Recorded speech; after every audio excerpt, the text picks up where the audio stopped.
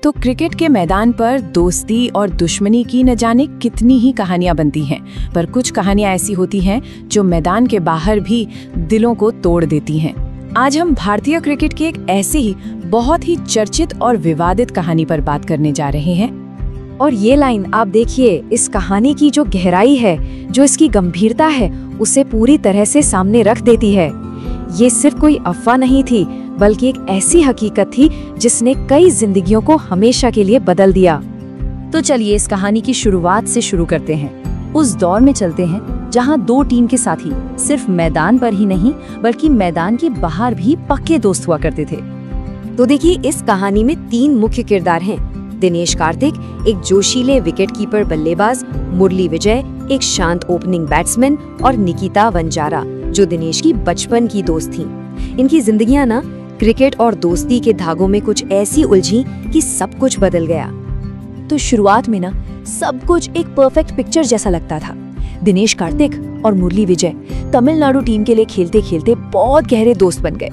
फिर 2007 में दिनेश ने अपनी बचपन की दोस्त निकिता से शादी कर ली और सालों तक सब कुछ बिल्कुल सही चल रहा था।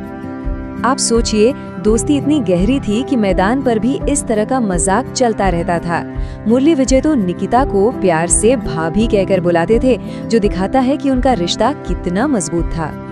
लेकिन जैसा कि अक्सर होता है, समय के साथ इस खूबसूरत तस्वीर में दरारें पड़ने लगीं। करीब 5 साल बाद 2012 में मुसीबत के पहले संकेत दिखने शुरू हो गए।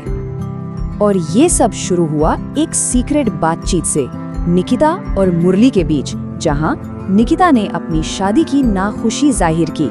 उन्होंने मुरली से कहा कि दिनेश अब सिर्फ और सिर्फ क्रिकेट के बारे में ही बात करते हैं। अब मुरली के लिए ये एक बहुत मुश्किल घड़ी थी। वो एक दौराहे पे खड़े थे। एक तरफ थी अपने सबसे अच्छे दोस्त के लिए वफादारी और दूसरी तरफ निकिता के लिए उनकी बढ़ती भावनाएं। उन्होंने अपनी भावनाओं से लड़ने की कोशिश तो की, लेकिन इस अंदरूनी कश्मकश के बावजूद वो दोनों और करीब आ गए और जल्द ही उनका अफेयर तमिलनाडु क्रिकेट टीम में एक, कह सकते हैं कि खुला राज बन गया। और ये राज दिनेश कार्तिक पर तब टूटा जब विजय हजारे ट्रॉफी के एक मैच के दौरान उनके कोच ने उन्हें एक तरफ ले जाकर उन तबाह कर देने वाली अफवाहों की पुष्टि कर दी। और बस ये सुनते ही मानो दिनेश कार्तिक की दुनिया ही उजड़ गई। सोचिए, एक ही पल में सबसे अच्छा दोस्त और पत्नी दोनों का धोखा। ये एक ऐसा सदमा था जिसने उन्हें अंदर तक तोड़कर रख दिया।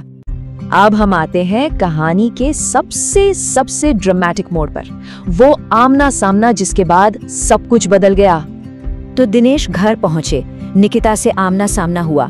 माहौल में एक अजीब सा तनाव था और एक सवाल था जो बस पूछे जाने का इंतजार कर रहा था। और फिर निकिता ने जो कहा, उसमें दिनेश की बची खुची दुनिया भी खत्म कर दी। उन्होंने न सिर्फ अफेयर को कबूल किया, बल्कि ये भी बताया कि वो मुरली के बच्चे की मां बनने वाली हैं। ये एक डबल झटका था, एक दोहरा धोखा, पत्नी से भी और सबसे अच्छे दोस्त से भी। दिनेश कार्तिक उस वक्त पूरी तरह से टूट चुके थे। इसके बाद जो हुआ वो बहुत तेजी से हुआ।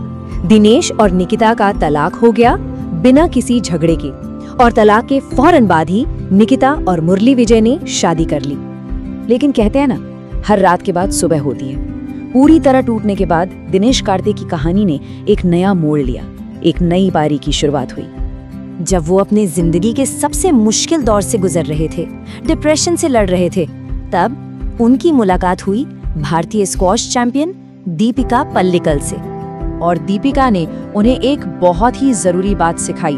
उन्होंने कहा कि अतीत से भागना नहीं है, उसे अपनाकर आगे बढ़ना है।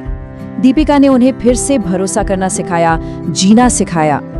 तो बस उनकी दोस्ती धीरे धीरे प्यार में बदल गई और 2015 में दोनों ने शादी कर ली। यह दिनेश के लिए वाकई एक दूसरी और बहुत ही खूबसूरत पारी थी, जो उन्हें एक मजबूत और सपोर्टिव साथी के रूप में मिली। तो सवाल उठता है कि आज ये तीनों कहाँ हैं? चलिए इस कहानी के आखिरी चैप्टर पर नजर डालते हैं। आज की तारीख में तीनों ही अपनी अपनी जिंदगी में सेटल हैं, आगे बढ़ चुके हैं। दिनेश कार्तिक ने क्रिकेट में एक जबरदस्त वापसी की और दीपिका के साथ एक खुशहाल जिंदगी जी रहे हैं। वहीं मुरली विजय ने क्रिकेट से संन्यास ले लिया है और वो निकिता के साथ एक शांत जीवन बिता रहे हैं। और शायद इस पूरी कहानी का सबसे पावरफुल मोमेंट वो था जब सालों बाद मुरली विजय ने कमेंट्री करते हुए दिनेश कार्तिक के बारे में ये बात कही। ये दिखाता है कि कैसे दिनेश ने अपनी जिंदगी के सबसे बड़े धोखे को भी अपनी कामयाबी की सीढ़ी बना लिया। तो आखिर में ये कहानी हमें एक बहुत गहरा सबक सिखाती है कि जिंदगी कभी रुकती नहीं है और कभी कभी कुछ रिश्तों का टूटना ही शायद नए और मजबूत रिश्तों के बनने की वजह बनता है।